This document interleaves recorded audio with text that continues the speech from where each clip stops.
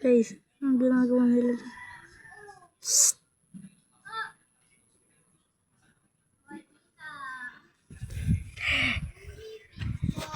Na nga guys, pagbabalik ng vlog, part 2. Ayan sila. Guys, kaka-upload lang natin isa.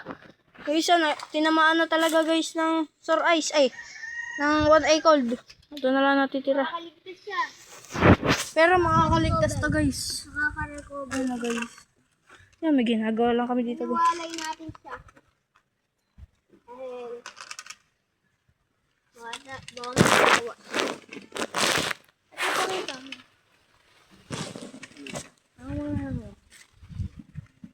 Pag ginagawa namin, hinihiwalay namin yung kulira.